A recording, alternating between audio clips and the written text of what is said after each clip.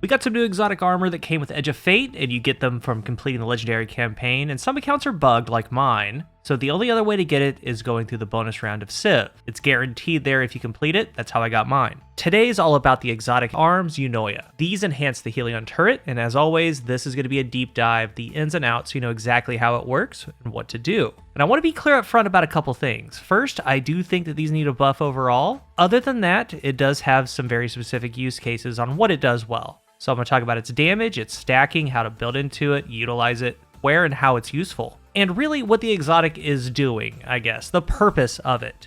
The exotic perk is Consul's Pitch. Helion projectiles deal increased damage the further that they travel, eventually fracturing into scorching shrapnel. Some key things to know. In this first test setting, nothing else is on, no fragments, just the Helion only, compared with and without the exotic. So the first thing, it gets more damage the moment you're just not right on top of an enemy. As soon as you back up, the damage goes up and it scales fast. So in this setting, the base Helion does 217, and with the exotic, the max damage it can deal is 249. It reaches this max damage point at only 18 meters. The max distance the Helion will travel is 40, so from this 18 meter to 40 meter, it's dealing the most damage that it can deal from the actual Helion, which is 15% more damage. And again, this is more damage from the Helion itself at base, but that isn't the full story, because the main goal is to get this thing to split, where it turns into scorching shrapnel. So as it goes out, it travels, 4 shrapnel pieces split off the Helion, so a total of 5 hits, 1 from the Helion, 4 from the shrapnel. And this is the most important part of the exotic, hands down, because what's really happening with this exotic as we go on, the purpose of it is to get ignitions faster,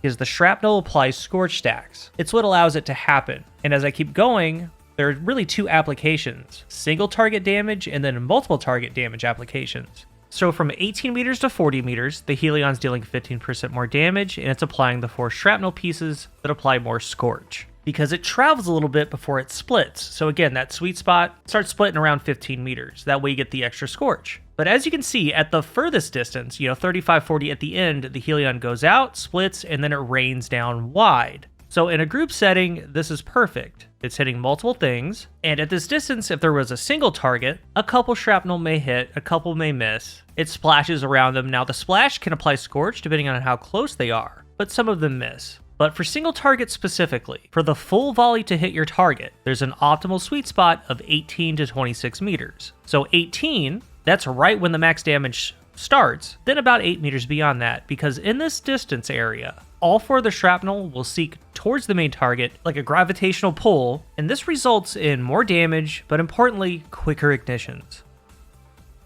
So just the base Helion, not the exotic.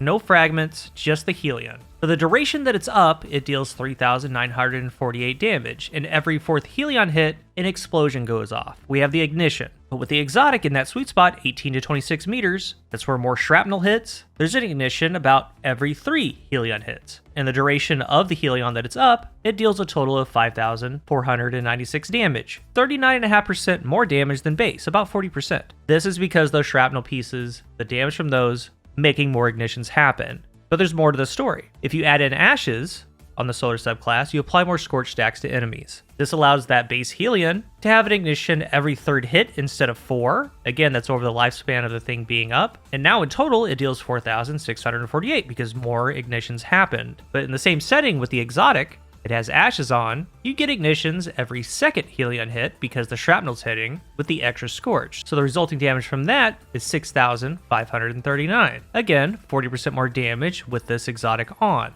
In the extremes of that, if you have just the base Helion, no fragments, nothing, versus the maxed out version of this exotic with ashes that has more scorch stacks, the damage difference is about 65% more damage. So let's get into the pairing weapons, the subclasses, why to use them, why some things are better, and also clear some things up. The Helion's available on Prismatic and Solar. It is best on Solar, and I'll walk through why in a moment, but let's get to the weapons first. Again, this is showcasing the Solar subclass with ashes, so more scorch stacks. And you're seeing Polaris Lance, the perfect 5th, applying scorch. Something I want you to notice, the Helion and the exotic are doing a lot of the work to proc the ignitions. Yeah, it looks wild, there's fire all over the place, but in the lifespan of the Helion, Polaris only gets you an extra 1, maybe sometimes 2 extra ignitions. And when it's all said and done, total damage-wise, it was at 10,726. That's with applying sustained damage, more Scorch, and you got off more ignitions. But you compare that to, let's say, Outbreak. There's no extra Scorch added, it's just nanites, rewind rounds, and Outbreak things. Through the duration of the Helion, it applying its ignitions every couple hits, on top of the Outbreak damage, the total damage is 14,259. So while you can add Scorch to get more ignitions, something like Outbreak just outperforms all that on single target damage. And that's the first point I want to talk about with this exotic. You can loop this turret, make it have 100% uptime. That makes it really good for harder solo activities. In some of these clips, I'm using Outbreak, sometimes the new perk Burning Ambition, enhanced, sometimes with Incandescent. And this new Burning Ambition perk, not too good, but it is actually pretty good for applying Scorch to get ignitions going with this exotic. In activities that you're lower level, it is good, I've found, because a lot of the time in these activities, you burn your heavy ammo, you burn your special ammo, maybe you can't get to your special ammo or bricks, and you're left with a primary. That's a really good application for this exotic. On beefier targets, you can down them faster. And you're seeing these weapons like an Outbreak, just hitting them over and over, and have the constant Scorch and ignitions from the Helion. And another thing the exotic's doing in this use case is with the ignition frequency, it's stunning things in place, especially with ashes, those more Scorch stacks. They barely move. You'll do an explosion, they'll get stunned, they'll walk a step, they get stunned. And while the Helion turret's going on, adding in its overall damage with the Scorch ignitions, you can still do DPS rotations with bait and switch weapons. So it's really good in this aspect that I found. But aside from Outbreak and Polaris, other weapons such as anything that does apply Scorch, Tiku, and importantly in that other spot, an incandescent weapon, a Baron Action, maybe an incandescent SMG, whatever, because this is where the groups come in. I talked about its application versus groups versus a single target, now we're getting into groups. This turret, whatever you're actively shooting at, it tries to go to first, so even if there's a bunch of ads, but there's like a main Minotaur in front of you, if you're shooting at the Minotaur, that's where it's going to go. But in wide groups, especially at a distance, remember, the shrapnel falls, kind of rains down, hitting multiple targets. You down them with incandescent weapons. And this spreads Scorch, goes on, deals ignitions. So ideally, a great loadout in general is Outbreak with an incandescent weapon, bait switch GL. Or you can do things for more applied damage over time. Like you can do Anarchy with this turret. Shoot Anarchy on your target, let this turret do its ignitions. But it's all tied together with the subclass.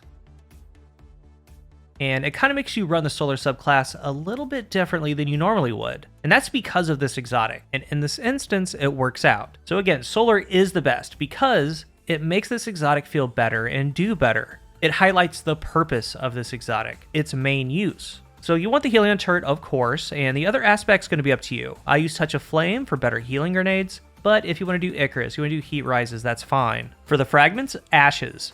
You apply more Scorch stacks to targets. Eruption, your ignitions have an increased area of effect. Char, your solar ignition spreads Scorch to affected targets. And Singeing, your class ability recharges faster when you scorch targets. Earlier, I talked about the main goal of Eunoia. It's to speed up and make tons of ignitions, to expedite them, sustain damage, sustain stun.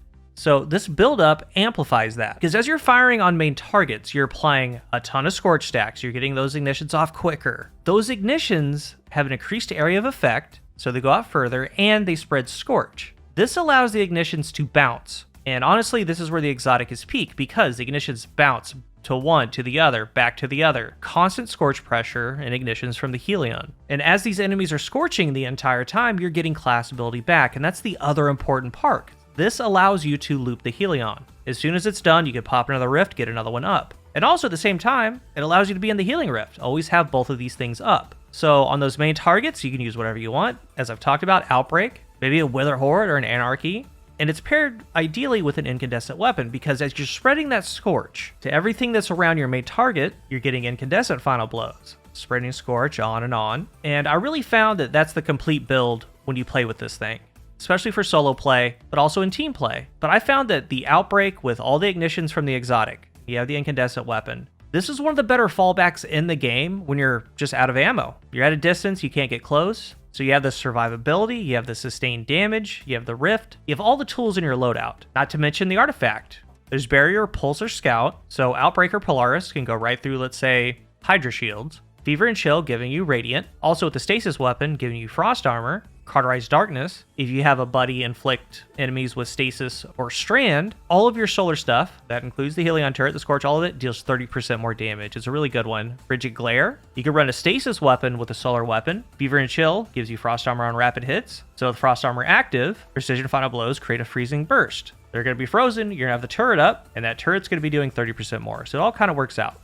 Then we have Prismatic, and things change quite a bit. You have the Helion, and ideally, Feed the Void, Devour. It's great because it works with a fragment well. For the fragments, 2 of them are necessary, and you're going to fill out the rest. The first one is going to be Facet of Ruin, increased area of effect of your solar ignitions, and then Facet of Hope. While you have an elemental buff, your class ability regenerates more quickly, so that's Devour. When the Helion's getting downs, you're getting Devour. While Devour is active, you get the class ability needed for the Helion. I also have balance for melee and grenade energy, and then protection for damage resist, but you're going to fill it out with whatever you want with those 2 other core fragments. And with Prismatic, again, it's not as good as Solar because Solar allows the Helion to do more. It kind of synergizes better. The trade-off is Prismatic. You get about half of what this thing can totally do, but you gain more things like Devour, as an example. And the last thing to know with Prismatic, if you go this route, weapons like Polaris Lance, Tiku, Burning Ambition weapons are more warranted on the Prismatic subclass than Solar because pure Solar, you're pretty much making ignitions as fast as you can because of the more Scorch stacks and all the things that it has. That means on Prismatic, something like Polaris Lance and others that do apply Scorch, these exponentially ramp up your ignitions, so they're more warranted. But even if you don't do that, you're still going to get ignitions every 3 or so hits with the Helion.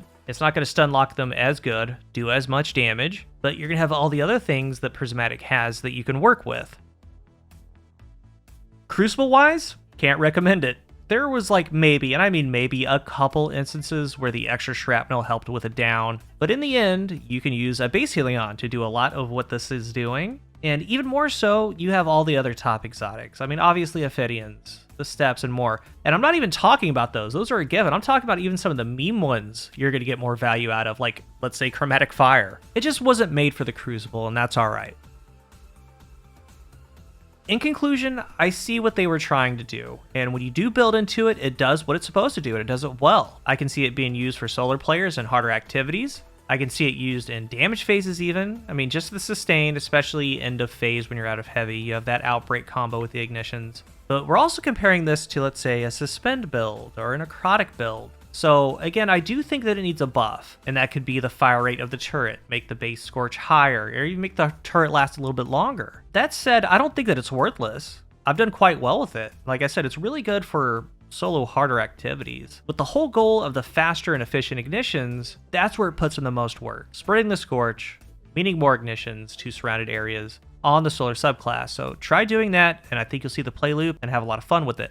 If you're new here, remember to hit the subscribe button, and if you are subscribed, thank you so much for your support. It feels great to make Destiny content again. There's more reviews to come. Marvel Rivals wise, I'm going to cover the new heroes because they come out once a month. Like, it's a perfect monthly timeline for me to do content. But today is all about Eunoia. Let's talk about it down below. Thank you for watching, and until the next one, I am CoolGuy.